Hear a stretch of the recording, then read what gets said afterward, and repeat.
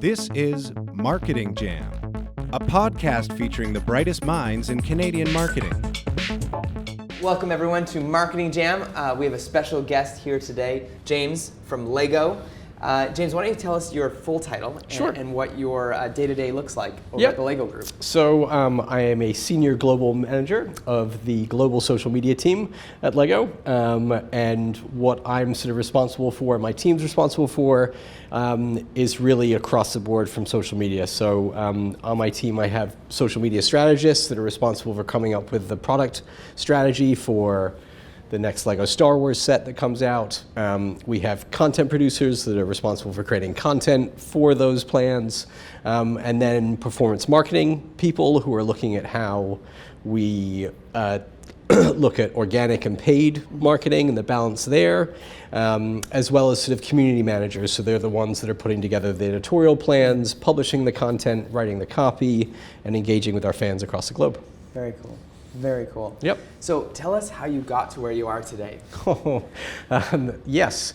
So I would say I probably took the very non-traditional approach. I majored in college with a major in computer animation and a minor in painting. Oh, cool. Really transferable skills. Yes, it's great. Not at all. I would not recommend you do that in this climate. But I was sort of a very sort of lucky individual in the sense that I was in college when Facebook came to be. Yep. And so the moment I hit the working force world as an intern, I already knew more about social media before anybody else did. So I remember I had an internship with a PR agency in New York City, and a brief came in from a European company that was looking to launch their digital social network in the US. Yep. And basically what came in with the brief is, this is a version of Facebook for kids in a 3D world.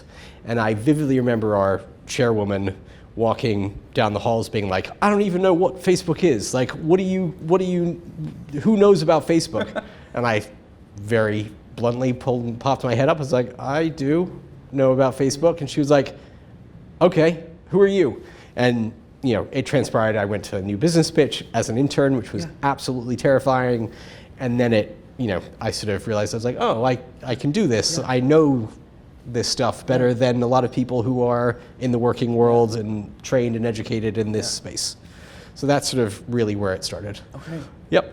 Very cool. And then how did you end up at Lego? How did it come to be? Sure. So I was a huge fan of Lego. Okay. My fondest memories with my father was, building Lego sets. I remember I got a ping pong table for Christmas.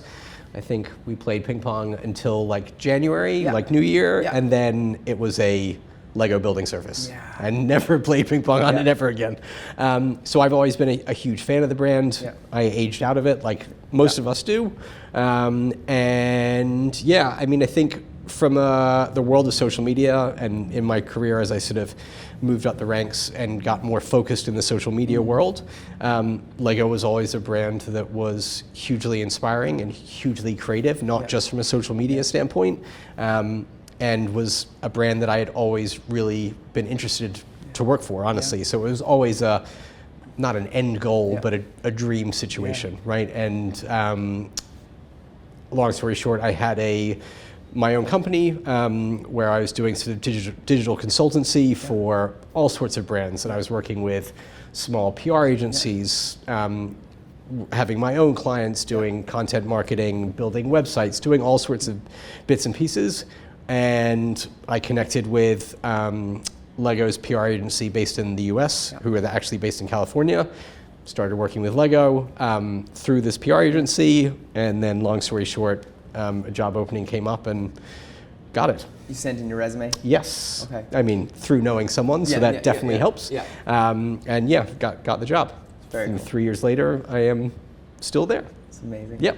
Have you heard of the job application that the girl was looking for an internship at a creative agency, and she sent everyone resumes with a Lego set of herself? I actually haven't. Okay. I need to check that out. Okay, so a girl, her resume came with a Lego set and said, "Build your perfect intern," and I'm it. And it talked about all the different pieces that she brought to the agency. Great idea. Yeah. Fantastic idea. Okay. Yeah, I mean, I think that's the amazing thing about Lego, and sitting in this conference today, I had a bunch of people coming up to me about how they work with Lego from a team building standpoint, and one woman was talking about how they had sort of a building challenge of like a speed building challenge, which is a very sort of normal thing in the Lego community, and she was like, funnily enough, we learned that like our president was like a huge Lego fanatic and he beat everyone, and I was like, oh, okay, well, here's another way you can do that. So I gave her another sort of building challenge, and obviously at Lego we do all sorts of building challenges,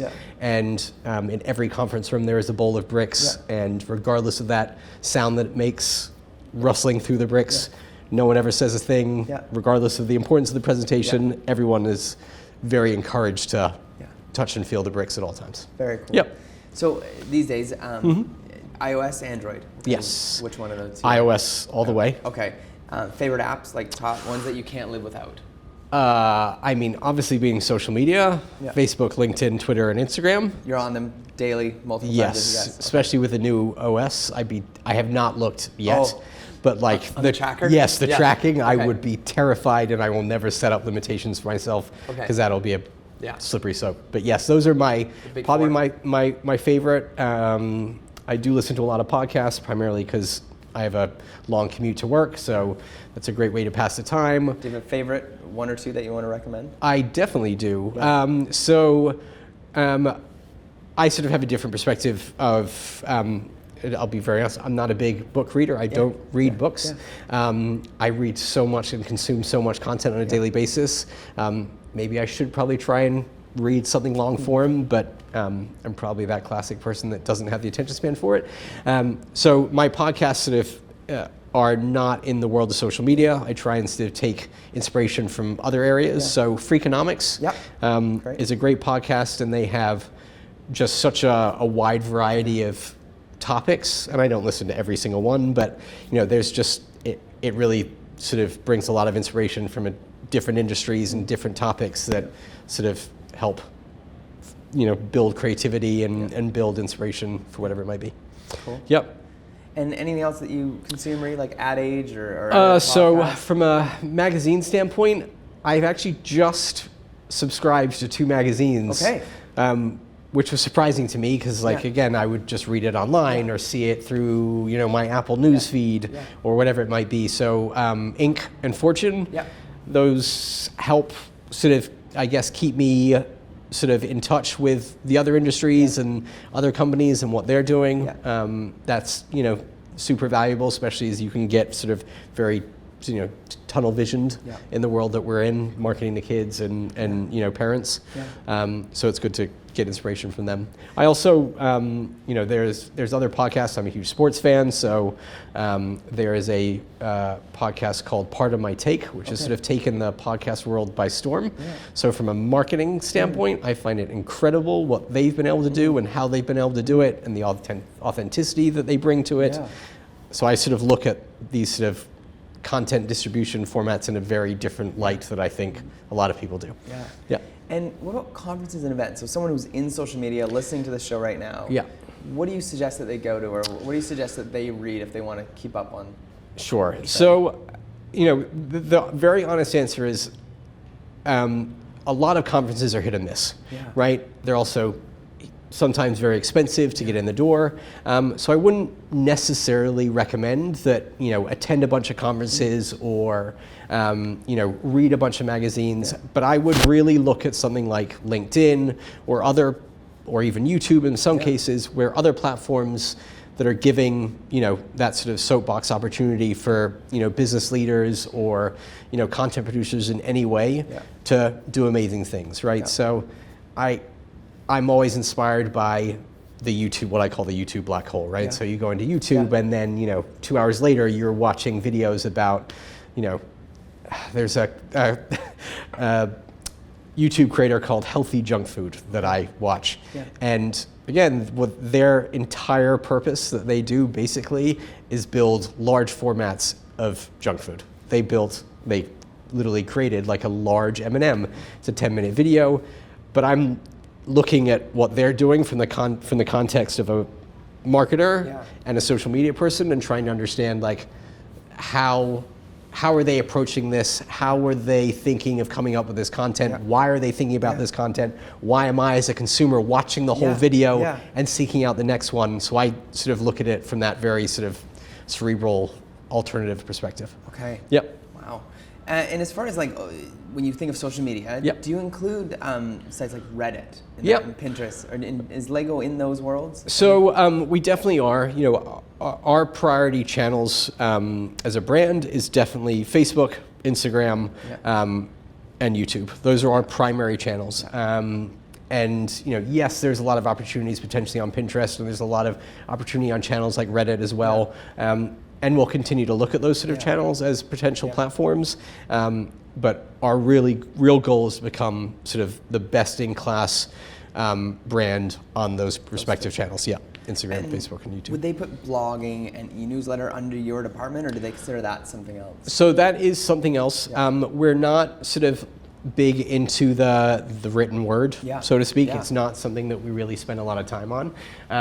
And you know, our sort of newsletter world is sort of very much tied to the CRM sort of shop.lego.com newsletter, where you know, you're getting news about products and that sort of stuff. But I think there is a huge opportunity, and we talk about this often. You know, Lego has a department called Lego Foundation that really looks at the educational benefits of Lego and research around the benefits of Lego. And you know, I think there's a huge opportunity for us as a brand to really, you know, hold our heads up a little bit more high. And you know, we're usually a pretty humble brand and don't tout ourselves too loudly. But I think, you know, there's a lot of parents that have a lot of interest in how Lego can help in education of their kids, and Pinterest is a great resource for that sort of content that, you know, really inspires us to sort of look at that as an opportunity. That's cool. Yep. And as far as and what you're seeing today, like marketing world, where we're here today, what were the gems that you brought today? What was your talk? What were you hoping to? Sure. Yeah. So, you know, I think one of the, knowing that, looking at myself as an attendee to a conference and understanding, I've been at those conferences where these huge brands are talking about they do this and they do that, and it becomes pretty unrelatable pretty quickly, because you know, not everyone is a Lego, and I very openly talk about how we're very aware of how lucky we are as a brand that we have consumers and fans that create amazing content.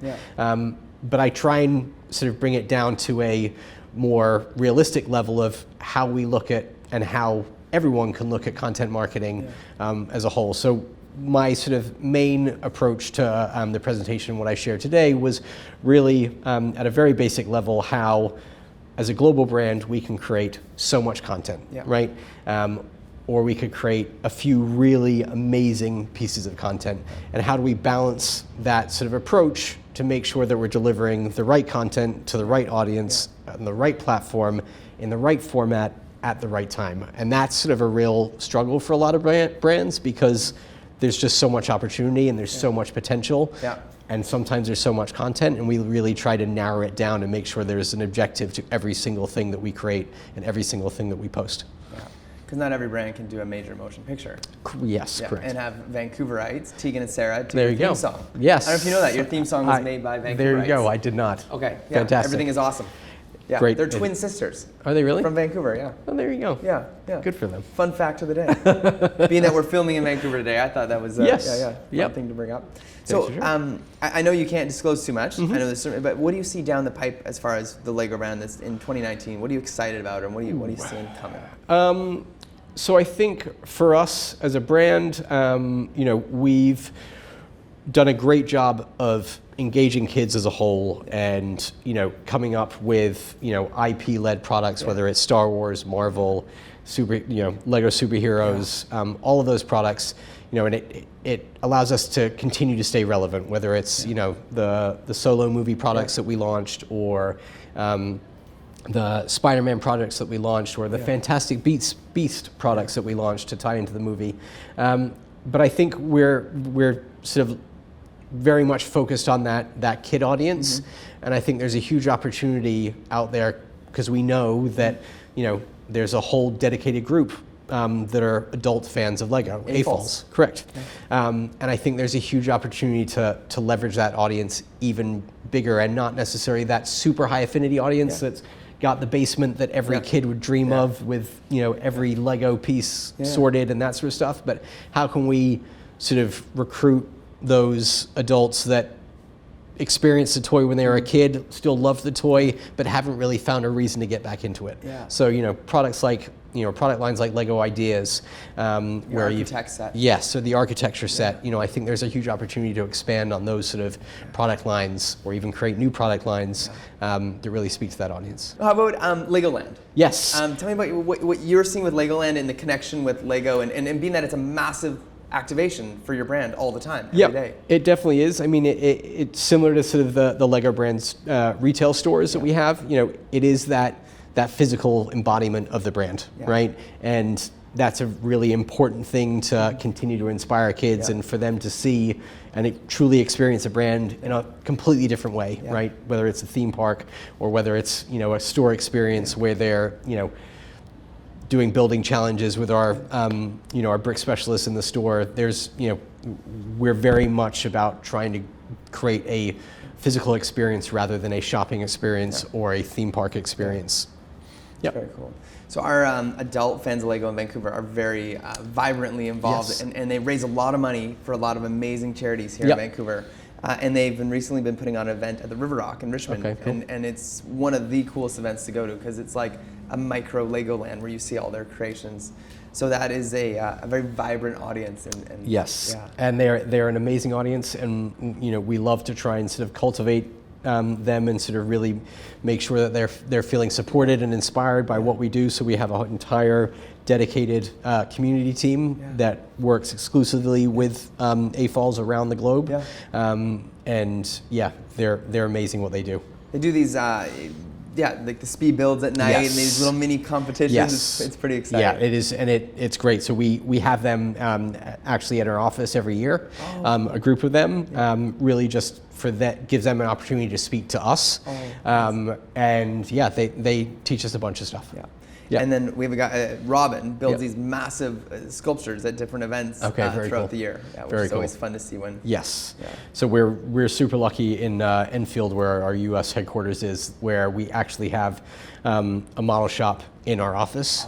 So there are six, I believe it's six, master model builders at Lego in the Enfield office that are constantly building life-size models. So it's super cool to take a break, stand up from your desk, and go walk over to the model shop and see what they're doing. And usually it's just the coolest stuff. So tell me that term, master model builder. Tell me about these people. So there are only a few, I believe there's less than 10 globally, master model builders, and they are employed by the company to build whatever it might be for whatever project, whether it's models for Comic-Con. So we do a lot of, we usually build around 4 models for Comic-Con. This year we did a Thanos model. We did a life-size Millennium Falcon cockpit model. We did an Aquaman model. And there's one more that I can't remember. We did, I can't remember. But, they do just the most amazing stuff ever. And of course, even as an employee, I just think so how can I take one of these home, guys? What does it take? How long do I have to work here? That's cool. Are you one of do you have one of those business cards that is actually you as a minifigure? I am very lucky to have one of those minifigures. I do. And it is, I will say, although it sounds as small as it is easily one of the best parts of the job. Very cool. And just the reactions, right? I think the classic example that I always talk about is actually last time I was in Canada, in Montreal, and going through customs, right? And sorry, customs people, if any of you are listening, they're not the most pleasant people in the world. People on Border Patrol, nor really should they. And I told him that he asked me where I work, and I said Lego, and this guy's face lit up and didn't let me leave for 10 minutes. And it was great. It's just amazing to be able to work for a company that people really connect with and really have so many good things to say about it. No one ever has a bad thing to say about Lego. It's amazing. Yeah. Except for when they step on them at night. Well, yeah, that's fine. But then you can also bond over that because we've all done it. Yeah, exactly. Dude, I stepped on a shark last year. Ooh, rough. Yeah, and that was one of that was a rough night. That's gonna hurt. Yeah. Yep. So who are some brands that you actually follow or admire? Sure. Being that where you are in the position that you are. Yeah, I mean, I think we feel really strongly that we are the best at what we do. And that's not necessarily an arrogant statement, but I think, because we have a unique audience that we're trying to reach and a unique product and the content to support that product, we really feel that we are the best at what we do. But I think there are definitely a lot of brands, as I said, whether it's a content creator on YouTube, I think we take inspiration from everywhere, right? So one of the content creators, Complex, has a interview series on YouTube called Hot Ones. And it's an interview, it's a classic celebrity host interview, and they eat 10 hot wings, each of progressively hot sauces. And the questions that they ask, and they have a sort of a pretty formulaic approach to the questions. It's just, we've all seen the celebrity interview, but it's a celebrity interview done in a very interesting way, in a different format, and that to me is something that we take great inspiration for. Like Between Two Ferns. Correct, Getting a little right? crazy there, And so, we do Lego designer videos with our sets, right? But there's a pretty sort of static formula that we've done year over year over year, and taking inspiration from other people and other content creators that do sort of really engaging different formats to like a celebrity host interview really inspires us to sort of change the way we do things. That's awesome. Yep. How about Fortnite? Will we see a Lego Fortnite collab? I can't talk about that in any detail. Lovely. But what I can talk about is that we announced, I believe it was a week or two ago, about the Lego Overwatch partnership. So we recently announced one of the models that we're launching through Blizzard in a couple weeks. And actually my team will be at BlizzCon. Yeah. It's amazing. It is very, very exciting. The gaming space is a wild, wild space. I got my son the where you can dimensions. Yes. And you can put actual Lego figures on a little thing, and it absorbs them into the game. Yep. It's amazing. It is very cool. Yeah. So he's 12. He's in like the prime of like Lego-ness right now. Keep it going. He's been collecting the Harry Potter series right now. Oh yes, the minifigure series. Yeah. Those are great. Yeah. Yep. Very cool. Now, as far as this next year, like, what are some of the trends that you're seeing in social media, like things that we should all be watching as far as like Facebook, Instagram, and YouTube's concerned? I mean, I think it's not news to anyone that organic reach on Facebook is down. So we're definitely looking at ways that we can leverage the best of our content with the best of a smaller media budget to support and ensure that our content's reaching the right audience on Facebook. So that would be the first thing. I don't think that's necessarily groundbreaking. I think we see messaging as a really interesting space to move into. So we have a chatbot on Facebook called Ralph. Okay. And Ralph will be available this Christmas as a gift finding robot. But it's essentially, it is an AI-led sort of decision tree based messaging bot on Facebook. So you as a parent can go on and say, I want to buy a Lego set, and Ralph the chatbot will take you through that process. It's been bad this year, it's been good this year. Everyone's been good. So I think the messaging space is a really interesting space, right? Customer service. I think Facebook Messenger opening up their API and being able to embed it into websites. That's going to be a really sort of interesting world to be in. It takes real-time engagement to a whole nother level, and I think it's the balance between the AI-led messaging and the real-time one-to-one messaging. And then IGTV versus YouTube. So I think there's been a really interesting trend with video content as a whole, right? Facebook Live was the biggest thing ever, and it was all over your Facebook feed. And now you never really hear about it or see it anymore. The occasional newscast. That's where the sweet spot for that will be. But I think what's really interesting with sort of that live content production is surprisingly sort of TV still owning that space. So I think the IGTV space is an interesting one on a personal consumer level. I don't envision a world in which I'm going to consume video in a portrait style. But I'm not necessarily their audience that they're going after, being the age that I am. So I'm sure I can be proven wrong, and we're definitely looking as a brand at IGTV as a potential opportunity. And we've created a bunch of content pieces on IGTV. But I still think YouTube is going to be the primary place, just in the very fact that I think I read a stat that I believe it's something close to like 40 to 50% of YouTube content is actually viewed on the big screen, on a TV screen, which really flips all that research on its head. So, I was watching IGTV recently, and Gary Vee has a little thing at the beginning telling you to flip your phone. Yes. Because he's like, I'm not going to do it. I'm not going to go vertical. Yeah. I think it's an interesting listen. I trust the very smart people in Instagram that they knew something that maybe we don't, and we'll just have to watch that space. How about Vimeo? Does it have a place still in this world?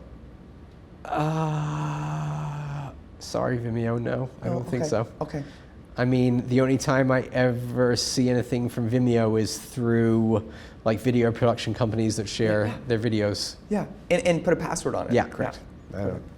Anyways, Anything else you want to share with the listeners in Canada here? No. The viewers? Check us out on our social media channels, and Very cool. Thanks. So on a personal note, yes. I need to ask, and those that maybe are in the business as well, would love to know, can you turn off work?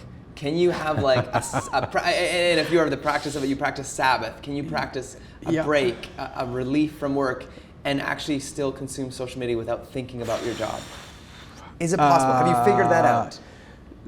So the answer is it needs to be possible, because burnout is a real thing, and it will happen. I think. And you have a new baby, right? So I have an 11-month-old, and my wife and I have a very strict rule that between the time of 5 and 7:30, there are no phones. Okay, so no phones. You put in a little box. Just somewhere? not even touching the phones, because that is the one sort of 2.5-hour spot that is dedicated to family time and engaging with the kid, and not taking Instagram stories of the kid, even though my child has her own Instagram profile.